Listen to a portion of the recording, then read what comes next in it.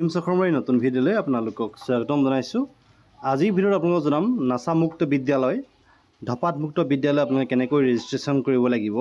ইয়াৰ বাবে আপোনালোকে মোবাইলতেই যিহেতু ৰেজিষ্ট্ৰেশ্যন কৰিব লাগিব আৰু আপোনালোকে 12খনকৈ ফটো আপলোড কৰিব লাগিব। কেনেকৈ আপোনালোকে ৰেজিষ্ট্ৰেশ্যন কৰিব লাগিব, কেনেকৈ ফটো আপলোড কৰিব লাগিব সবিশেষ আপোনালোকক জনাম। চাৰ্ভিসকল ভিডিঅ'টো শেষলৈকে চাই যাব। আপোনালোকৰ মোবাইলৰ ক্ৰম ব্ৰাউজাৰটো অন কৰিব। ক্ৰম ব্ৰাউজাৰ অন কৰাৰ পিছতে আপোনালোকে নাচামুক্ত বিদ্যালয় বুলি চাৰ্চ কৰিব। সাৰ্চ কৰাৰ পিছতে আপোনালোকে প্ৰথমতে যেটো আপোনালোকে দেখিবলৈ পাইছে নাচামুক্ত বিদ্যালয় বুলি ইয়াতে পুনৰ ক্লিক কৰিব লাগিব।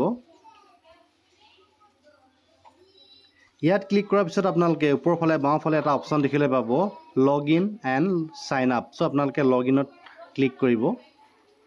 ইয়াত ক্লিক কৰাৰ পিছত আপোনালোকে যদিহে আপোনালোকে ৰেজিষ্ট্ৰেশ্যন কৰা নাই তেন্তে আপোনালোকে ৰেজিষ্ট্ৰেশ্যন কৰিব লাগিব। যদি আপোনালোকে ৰেজিষ্ট্ৰেশ্যন কৰা আছে তেন্তে আপোনালোকে ইয়াত আপোনালোকে ইউজাৰ আইডি পাছৱৰ্ড দি আপোনালোকে লগইন কৰিব পাৰিব। যেহেতু আপোনালোকে ৰেজিষ্ট্ৰেশ্যন কৰা নাই সেয়েহে আপোনালোকে ৰেজিষ্ট্ৰেশ্যন কৰিব লাগিব। প্ৰথমে ৰেজিষ্ট্ৰেশ্যন কৰাৰ পিছত আপোনালোকে পাছৱৰ্ড এটা ক্ৰিয়েট কৰিব লাগিব। তাৰপিছত আপোনালোকে নিজেই লগইন কৰিব পাৰিব।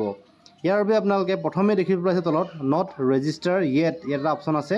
ইয়াত আপোনালোকে সাইন আপ বুলি এটা অপচন আছে, তাত আপোনালোকে ক্লিক কৰিব লাগিব। ইয়াৰ পিছত আপোনালোকে ইউডাইচ কোড আৰু কেপচাৰটো দি আপোনালোকে কণ্টিনিউত ক্লিক কৰিব। তাৰপিছত আপোনালোকে ইউডাইচত থকা যিটো আপোনালোকৰ মোবাইল নম্বৰ ৰেজিষ্টাৰ মোবাইল নাম্বাৰটো সেইটো এণ্টাৰ কৰিব লাগিব। এণ্টাৰ কৰাৰ পিছত আপোনালোকে কেপচাৰটো এণ্টাৰ কৰি কণ্টিনিউত ক্লিক কৰি দিব। কণ্টিনিউত ক্লিক কৰাৰ পিছত আপোনালোকৰ ৰেজিষ্টাৰ যি মোবাইল আছে সেই মোবাইলৰ এটা OTP যাব। OTPটো আপোনালোকে ছাবমিট কৰি কনফাৰ্মত ক্লিক কৰি দিব। OTP কনফাৰ্ম কৰাৰ পিছতে আপোনালোকৰ স্কুলৰ ডিটেইলছটো এইদৰে চাবলৈ পাব। স্কুলৰ নাম, address, dice code, phone number, আপোনালোকৰ আটাইখিনি ডিটেইলছ আপোনালোকে চাব পাৰিব। ইয়াৰ পিছতে আপোনালোকৰ ইয়াতে এজন নডেল টিচাৰৰ ইয়াতে আপোনালোকে এড কৰিব লাগিব। নডেল টিচাৰৰ আপোনালোকে কণ্টেক্ট নম্বৰ, তেওঁৰ নাম, ডেজিগনেশ্যনখিনি ইয়াতে এড কৰি আপোনালোকে ভেৰিফাই প্ৰচেছত ক্লিক কৰিব লাগিব। মই আপোনালোকক নডেল টিচাৰৰ ডিটেইলছখিনি ফিল আপ কৰি দেখুৱাই আছোঁ। এইদৰে আপোনালোকে নডেল টিচাৰৰ ইনফৰমেশ্যনখিনি ফিল আপ কৰাৰ পিছত আপোনালোকে এটা ডিক্লেৰেশ্যন দিব লাগিব। এই বক্সটোত টিক মাৰি দিব। বক্সটোত আই এগ্ৰীত পুনৰ ক্লিক কৰিব। ক্লিক কৰাৰ পিছত আপোনালোকে ভেৰিফাই এণ্ড প্ৰচিডত ক্লিক কৰি দিব। ভেৰিফাই আৰু প্ৰচিডত ক্লিক কৰাৰ পিছত আপোনালোকে আপোনালোকৰ বিদ্যালয়ৰ এটা পাছৱৰ্ড ক্ৰিয়েট কৰিব লাগিব। আপোনালোকৰ পচন্দৰ মতে আপোনালোকৰ 8টা কেৰেক্টাৰ ভিতৰত আপোনালোকে ক্ৰিয়েট কৰি ল'ব। মই আপোনালোকৰ পাছৱৰ্ডটো ক্ৰিয়েট কৰি দেখাই আছোঁ। আপোনালোকে এটা পাছৱৰ্ড ক্ৰিয়েট কৰি আপোনালোকে সাইন আপত ক্লিক কৰি দিব। সাইন আপত ক্লিক কৰাৰ পিছত আপোনালোকে সাইন আপ কমপ্লিট অ'কেত ক্লিক কৰি দিব। তেওঁলোকে আপোনালোকৰ ৰেজিষ্ট্ৰেশ্যন প্ৰচেছটো আপোনালোকৰ কমপ্লিট হৈ যাব। আপোনালোকে স্কুলৰ সেল্ফ ইভালুৱেশ্যন কৰিব লাগিব। সেল্ফ ইভালুৱেশ্যন কেনেকৈ কৰিব আপোনালোকে ইয়াতে 12টা প্ৰশ্ন আছে।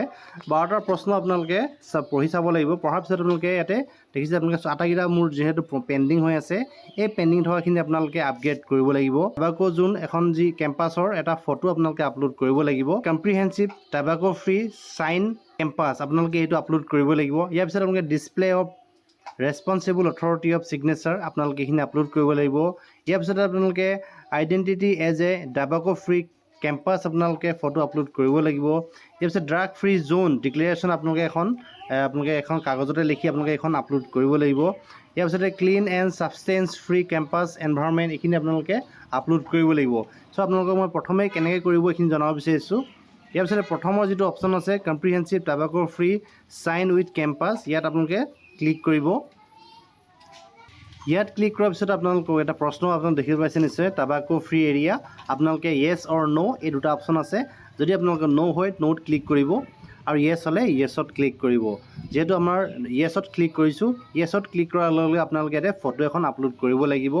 যিখন আপোনালোকৰ টাবাকো ফ্ৰী জোনৰ আপোনালোকৰ এখন ফটো আছে সেই ফটোখন আপোনালোকে ইয়াতে আপলোড কৰিব লাগিব। চিম্পলি মই ইয়াতে আপলোড ফটোত ক্লিক কৰিছোঁ আৰু যিখন ফটো আপোনালোকে তুলি ৰখা হৈছে পূৰ্বতেই সেই ফটোখন আপোনালোকে ইয়াতে আপলোড কৰি দিব। আপলোড কৰাৰ পিছত আপোনালোকে নেক্সটত ক্লিক কৰি দিব। নেক্সটত ক্লিক কৰাৰ পিছত ছেকেণ্ড যিটো কুৱেশ্যন আছে সেই কুৱেশ্যনটো আপোনালোকে চাব। ইয়াত দেখিছে is the name designation and contact number আটাইখিনি ডিটেইলছ আপোনালোকে কণ্টেক্ট নাম্বাৰ থকা ডেজিগনেশ্যন থকা আপোনালোকৰ আছে নে নাই। যদি আছে য়েছত ক্লিক কৰিব। য়েছত ক্লিক কৰাৰ পিছত আপোনালোকে ফটোখন আপলোড কৰিব। আপলোড কৰাৰ পিছত আপোনালোকে ছেভ এণ্ড নেক্সটত ক্লিক কৰি দিব। থাৰ্ড কুৱেশ্যন আছে টাবাকো ফ্ৰী এডুকেশ্যনেল ইনষ্টিটিউশ্যনৰ যিখন চাইনবোৰ্ড আছে সেই চাইনবোৰ্ডখন আপোনালোকৰ আছে নে নাই। যদি আছে আপোনালোকে য়েছত ক্লিক কৰিব, যদি নাই ন'ত ক্লিক কৰিব।